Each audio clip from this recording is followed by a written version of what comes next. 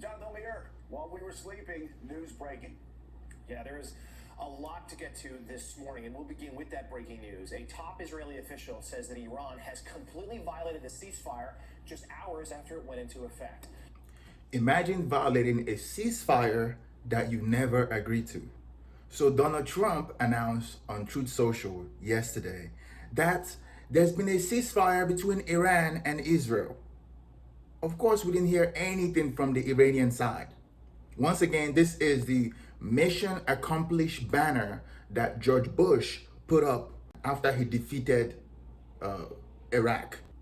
I see a parallel between when George Bush put up the mission accomplished banner after he defeated Iraq, never knowing that it would be a long war.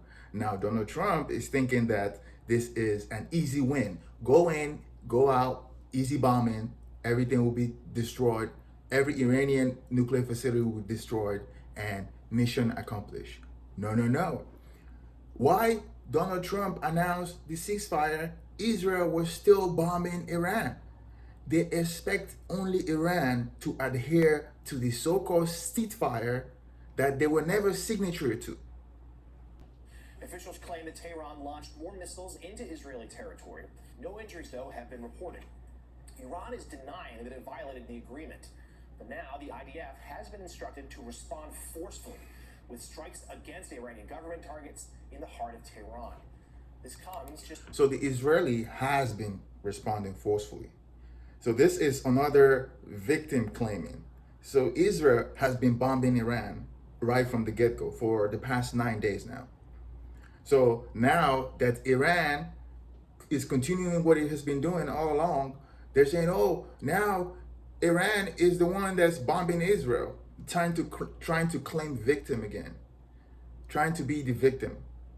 Now Israel is going to continue what it's been doing and claiming victim, claiming that there was a ceasefire agreed upon and Iran violated it. No, the facts about this war is Israel bombed Iran unprovoked, and then calling, after they realized that they could not destroy Iranian nuclear facilities, they call in the big brothers. They call in dummy Trump. And dummy Trump came in there like an idiot and took over from Israel and got America into a war that we never signed up for. So the only reason that Iran is going to stop bombing is if it runs out of missiles, which it looks like it hasn't run out of missiles yet. 2 hours after Israel officially accepted the ceasefire deal with Iran, and President Trump claimed that the agreement was in effect. Now, Trump first announced the deal yesterday evening, saying Iran will halt its attacks first, then Israel will start the ceasefire, bringing an end to, in his words, an official end to the 12-day war.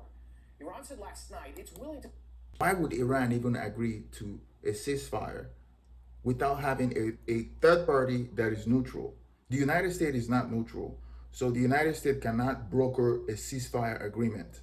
If anything, it's either Russia or China will broker a ceasefire agreement, not the United States. The United States is not even part of this agreement because the United States is completely being controlled by Israel. So it's either Iran on one side, Israel on the other side, and Russia and China, or Russia or China in the middle of it, not the United States.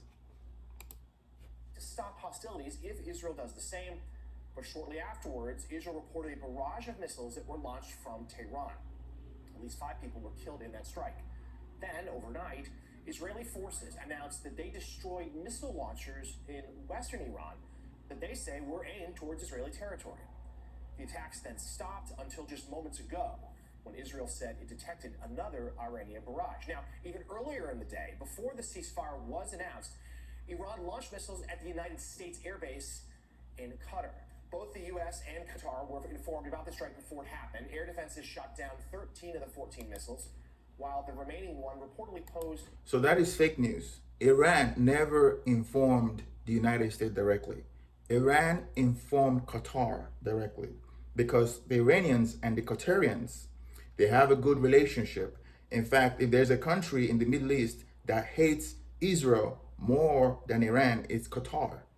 And remember, Qatar owns Al Jazeera. and Al Jazeera is banned from reporting any news from Israel. So it makes sense for Iran to inform Qatar that they're about to attack a base in Qatar, a United States base in Qatar, so they will not destroy the relationship they have with Qatar. Remember when Saudi Arabia was trying to destroy Qatar? One of the countries that they were afraid of that will get involved is Iran. So Iran is a close ally of Qatar. No threat. Let go. No casualties reported. Iran's telegraphed assault outside of populated areas suggested it was prepared to reduce tensions while also trying to save face among its own population. In a very lengthy post on social media, President Trump thanked Iran for giving early notice of the strike, which he described as very weak. So, Joe, let's underscore this. The United States, of course. So he thanked Iran of notifying the United States, which they didn't, and then he called it a weak strike. So Trump has no, this is not a neutral observer. This guy, he's loving this. So one thing that Trump doesn't understand is war is not a game, and Iran is not Libya.